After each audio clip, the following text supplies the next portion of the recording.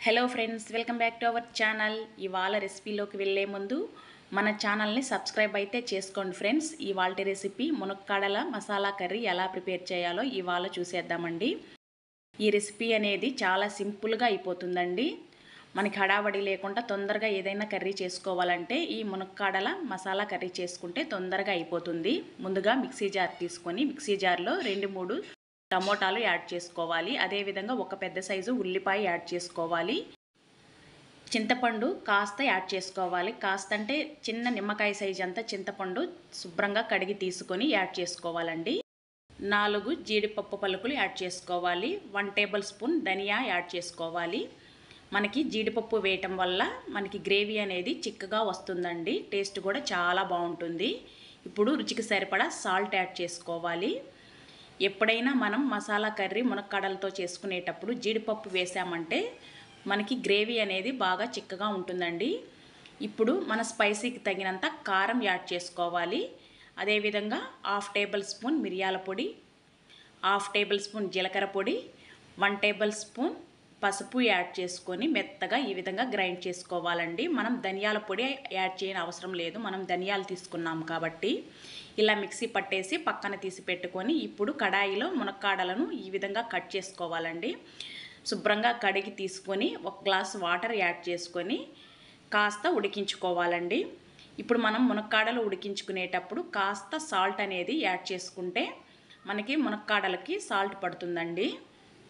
మళ్ళా కర్రీలో కూడా యాడ్ చేస్తాం కాబట్టి చూసి కాస్త తగ్గించి వేసుకోండి.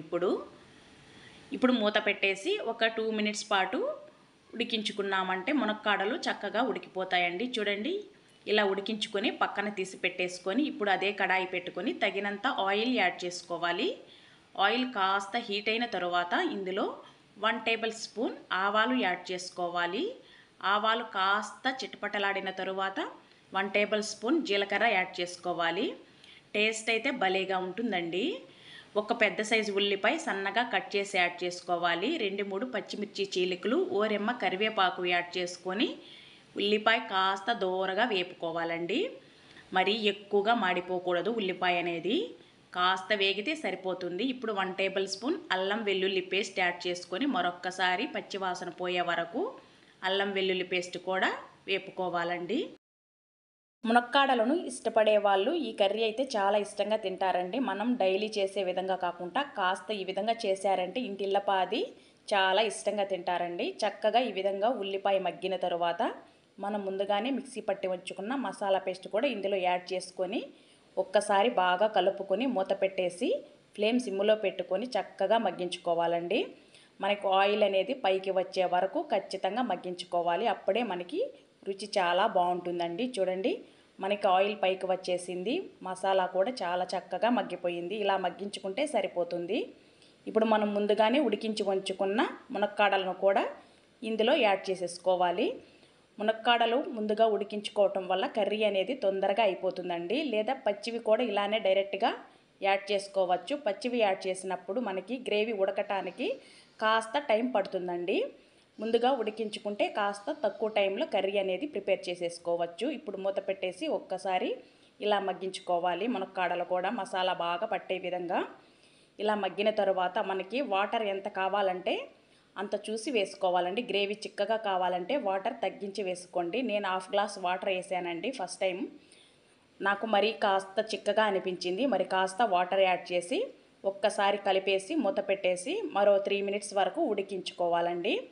నేను ఎలా అయితే చూపించానో అదే ప్రాసెస్లో యాజ్ ఇట్ ఈజ్ అలాగే చేసి చూడండి. టేస్ట్ అదిరిపోతుందండి. ఇంట్లో వాళ్ళు చాలా ఇష్టంగా తింటారండి. మనం డైలీ తినే కర్రీస్లలో కొంచెం మార్పు చేసుకున్నామంటే టేస్టీగా ఉంటాయండి. చూడండి, చక్కగా ఈ విధంగా ఉడికించుకోవాలి. నాకు గ్రేవీ ఇంత ఉంటే చాలా అనిపించింది, స్టవ్ కట్టేశానండి. మనం ముందుగా మునక్కాడలు ఉడికించుకున్నాం కాబట్టి ప్రాబ్లం ఏమీ లేదండి.